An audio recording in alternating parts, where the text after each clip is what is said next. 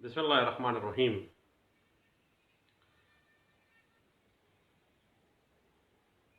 کچھ بات چل رہی تھی ایویڈنس ان کریمنل ٹرائل کے حوالے سے۔ تو ایویڈنس میں چیف کے بعد گواہان کے اوپر کراس ایگزامینیشن جب کی جاتی ہے تو کراس ایگزامینیشن کریمنل ٹرائل میں کس طرح سے کی جائے گی اور کس طرح سے کرنی چاہیے، میرے جیسے جو کراس ایگزامینیشن کے علم سے نابلد لوگ ہیں کچھ غلطیاں کر جاتے ہیں، تو کچھ سیٹلڈ پرنسپل تھے جو پریکٹس میں سامنے آتے ہیں، اور مختلف لوگوں نے جو اچھے جورسٹ تھے، جو اچھے قانون دان تھے، انہوں نے اس پہ کام بھی کیا۔ تو میں نے کہا کہ چونکہ کریمنل ٹرائل کے ایویڈنس پہ ہم بات کر رہے ہیں تو کیوں نہ ان رولز کو بھی ڈسکس کیا جائے جو رولز مختلف قانون دانوں نے کراس ایگزامینیشن کے حوالے سے اسٹیبلش کیے تھے۔ سب سے پہلی بات یاد رکھیے گا کہ کسی گواہ پر کراس ایگزامینیشن کرنے کا مقصد اس گواہ کی کریڈیبلٹی کو مشکوک بنانا ہوتا ہے، اور اگر آپ ڈیفنس کونسل ہیں تو ملزم کو فائدہ دینے والے میٹیریل کو عدالت کے روبرو اپنے آخری دلائل کے لیے تیار کرنا ہے۔ اور یاد رکھیے گا کہ جب آپ جرا کرتے ہیں کسی کریمنل ٹرائل میں تو ہمیشہ ایک بات ذہن میں رکھیے گا کہ بولتے وقت، کراس کرتے وقت، اس کراس کا جو ایکسپیکٹڈ ریزلٹ ہے اس کو ذہن میں رکھیے گا، اور اگر آپ کا اپنا ذہن متزلزل ہے تو وہ سوال نہ کرنا بہتر ہے، بجائے اس کے کہ آپ اس سوال کو چھیڑیں اور خود ہی اس سوال کے دھار جو ہے اس سے آپ خود زخمی ہو جائیں، کیونکہ کراس ایگزامینیشن بنیادی طور پر ایک دو دھاری تلوار ہے اور آپ کراس کرتے ہوئے خود بھی اس سے زخمی ہو سکتے ہیں۔ دوران کراس ایگزامینیشن جو لا آف ایویڈنس یعنی قانون شہادت آرڈر 1984 کے اصول و ضوابط ہیں، طریقہ کار جو CRPC میں دیا گیا ہے، جو طریقہ کار قانون شہادت کے اندر دیا گیا ہے، اس بات کو ذہن میں رکھیے۔ اور سب سے اہم بات جس کو آپ ذہن میں لازمی رکھیے گا، باتیں آپ کو تو نہیں میں بتا رہا ہوں، آپ مجھ سے زیادہ جانتے ہیں کیونکہ میں تو اس فیلڈ میں ایک نالائق طالب علم ہوں۔ ہمیشہ ذہن میں رکھیے گا کہ جو کوشچن بھی آپ پٹ کرنے جا رہے ہیں کراس ایگزامینیشن میں، آپ اپنے ذہن میں یہ چیز رکھیے گا کہ کراس ایگزامینیشن کا جو سوال میں پٹ کرنا چاہتا ہوں اس سوال سے آپ کیا انفر کرنا چاہتے ہیں، کیا نکالنا چاہتے ہیں، اور اگر اس بات کا جواب کسی اور اینگل سے آ گیا تو کیا میں خود سے زخمی نہیں ہو جاؤں گا۔ کراس ایگزامینیشن کے دورانیے میں جو کوشچن بھی کریں مختصر انداز میں کریں، واضح ہونا چاہیے، عام فہم سوال کرنا چاہیے، اور لیڈنگ کوشچن ہونا چاہیے، یعنی کوشچن کو اس انداز سے کیجیے شاطرانہ دماغ کے ساتھ۔ آپ مجھ سے زیادہ شروٹ ہیں، مجھ سے زیادہ عقل مند ہیں، لیکن چونکہ چند باتیں ایک دوسرے سے شیئر کرنی چاہیے کہ سوال جب بھی کراس میں پٹ کرنا ہے اس کو مختصر انداز میں، عام فہم اور لیڈنگ کوشچن ہونا چاہیے۔ لیڈنگ کوشچن گواہ کے منہ میں ڈالنے کے لیے غیر معمولی ٹیکنیک کا استعمال کریں۔ اور اس کے لیے پریکٹس جو ہے وہ مینڈیٹری. آپ کو پتہ ہے کہ شاطرانہ پن جو ہے ایک کراس ایگزامینیشن کے لیے یہ آہستہ آہستہ پریکٹس سے ہی آتا ہے. اور لیڈنگ کویسچن کراس میں کرتے ہوئے گواہ کے منہ میں کوئی بات ڈالنے کے لیے آپ کو ایکسٹرا آرڈینری ٹیکنیکس کو استعمال کرنا پڑتا ہے کہ آپ اپنے جو کویسچن پٹ کر رہے ہیں اس کو مختصر کرنے کے لیے کم سے کم الفاظ استعمال کر سکتے ہیں اور اس پوری پلاننگ کے ساتھ اس انداز سے کریں، ایسی ٹیکنیک سے کریں کہ گویا آپ وہ بات لیڈنگ کویسچن کے ذریعے اس گواہ کے منہ سے اپنی ریکوائرڈ بات نکلوانا چاہ رہے ہیں، جو نکلوانا چاہ رہے ہیں وہ نکلوا لیں. اس کے علاوہ کراس ایگزامینیشن کے مختلف جو مثلاً ایف آئی آر کے گواہان ہیں، اس کے علاوہ جو میڈیکل حاصل کرنے والے گواہان ہیں، ان سب چیزوں کو آپ نے مد نظر رکھنا ہے. اور ان گواہان کا جو سابقہ کردار ہے، لیٹیگیشن ہے، ڈس آنیسٹ امپروومنٹ ہے ان کے بیانوں کے اندر، اور گواہان استغاثہ سے ملزم فریق کا جو تعلق ہے، کیا کہیں پہ کوئی مقدمے بازی تھی، ماضی میں کسی قسم کا کوئی ریلیشن شپ ایسا تھا، ہاسٹائل کوئی ریلیشن شپ ڈیولپ ہوا تھا، مقدمہ بازی تھی. ان ساری چیزوں کو آپ نے مد نظر رکھنا ہے. اور کریمنل ٹرائل کے اندر کراس ایگزامینیشن کرتے ہوئے ذہن میں رکھیے گا کہ ہمیشہ جو نقشہ موقع ہے اس کو ذہن میں رکھیے، گواہان کی باہم رشتہ داریاں جو ہیں ان کو ذہن میں رکھیے گا، اور جو مشترکہ نیت ہے اگر زیادہ لوگ اس میں کرائم میں انوالو ہیں تو ان کا ایک دوسرے کے ساتھ کیا ریلیشن شپ ہے، اور گواہان وقوع سے متعلق جو بھی سوال ہے، جو موٹیو ہے اس کے جو گواہان ہیں، وہ تمام چیزیں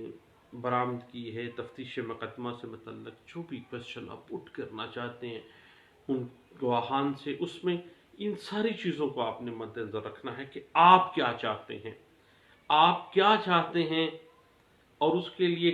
کس طرح سے ایک ایکسٹرا آرڈینری ٹیکنیک کے ذریعے آپ نے لیڈنگ کویسچن اس انداز سے کرنا ہے گویا آپ اپنی بات، اپنے جو ٹارگٹ ہے، جس گواہ کے آپ کراس کر رہے ہیں، آپ اس کے منہ میں ڈال رہے ہیں اور وہ اس کے منہ سے نکلے وہ بات. ہمیشہ کراس تیاری کے ساتھ کریں، لیکن بعض دوست یہ بھی کہتے ہیں کہ کراس کریمنل میں اگر کرنا ہے تو پھر موقع کی مناسبت کے ساتھ تیاری اس میں اتنا کام نہیں دیتی ہے. لیکن پھر بھی آپ نے جو آپ کا میٹیریل ہے اس کو پیرا وائز آپ پوائنٹ آؤٹ کر لیں، جرا کرنے سے پہلے سوچ لیں جو سوال آپ نے پٹ کرنے ہیں، ان سوالوں کے جو نتائج ایکسپیکٹڈ ہیں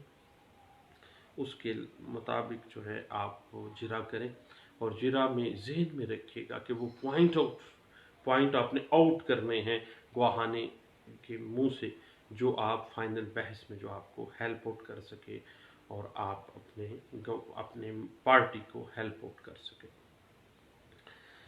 اس کے بعد یاد رکھیے گا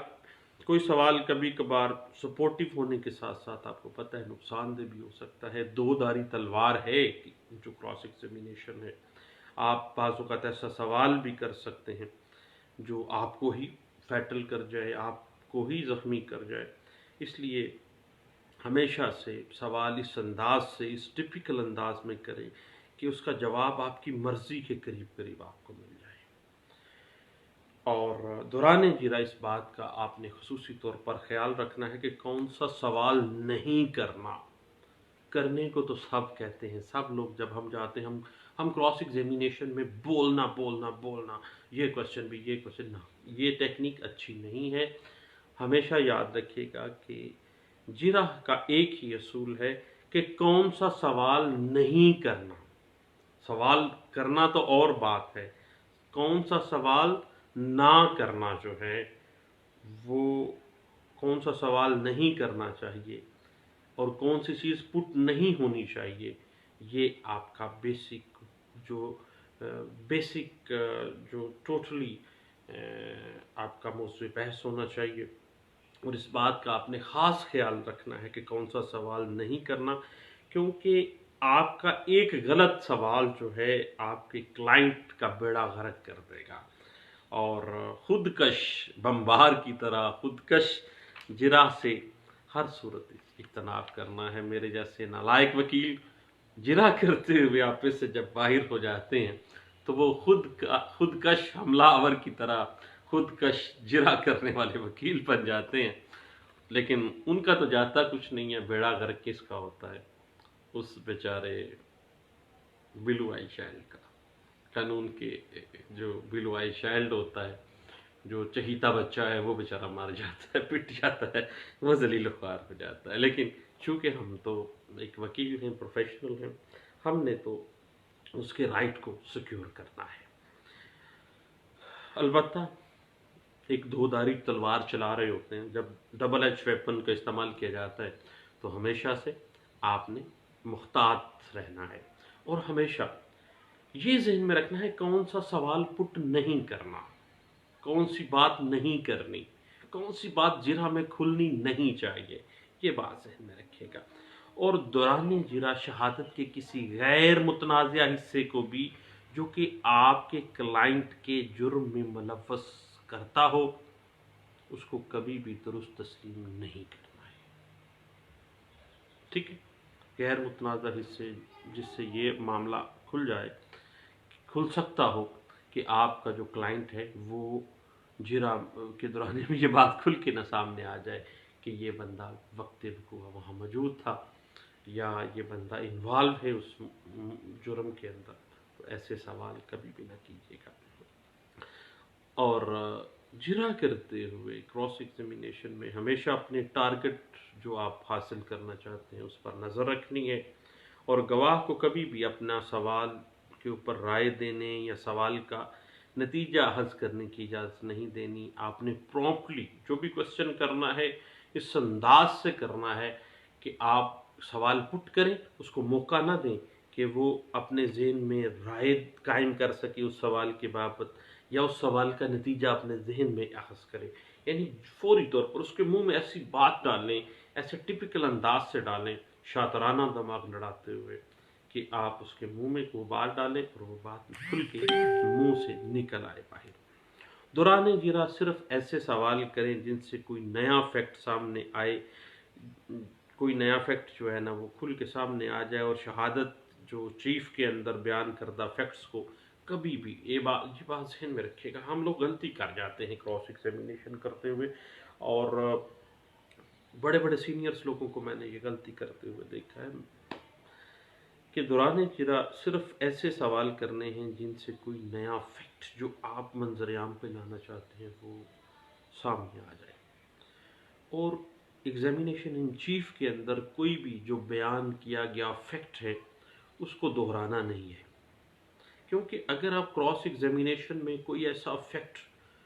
رپیٹ کریں گے جو چیف ایگزامینیشن ان چیف میں